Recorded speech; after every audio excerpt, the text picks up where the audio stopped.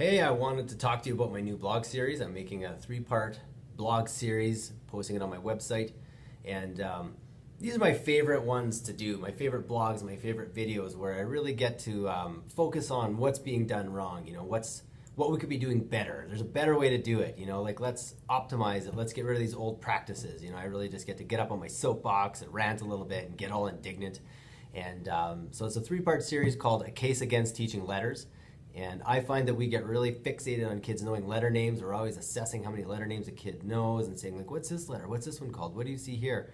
We're really driving that whole visual processing system. And in some ways, we're neglecting the sound processing system. And for a lot of kids, it doesn't matter. A lot of kids, the systems fill in and they become readers. But we got a big chunk of kids where that doesn't work. And that neglect is actually costing them.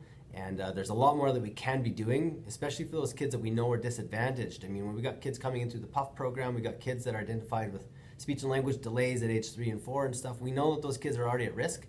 There's a better way we can be teaching them. So I think it's pretty interesting, this three-part series about the case against teaching letters. There's some information in there about if you are going to teach letters, what are some good ways to teach it? What can you do instead? Some different approaches about how to approach the alphabet and how to approach especially sound symbol correspondence. So, I think if you're a parent with young kids or kids who are learning to read, you'd be interested. I think there's information there that's interesting for educators as well. People who are working in the field, and I think it's just generally interesting as well to just learn about how the brain works and how the brain acquires literacy. I've even managed to make a link in there between my dad's two favorite pastimes, which is reading and bird watching. So if you want to see what the link is between those two activities in the brain, there'll be a little bit in there for you to read too. So this is the part, I guess, where I coerce you over to my website at www.speak2read.ca/blog. It's a three-part series. Part 1 should be going up anytime now. And if you're paying attention here on Facebook, you're going to know when Part 2 and Part 3 come along. So stay tuned for that.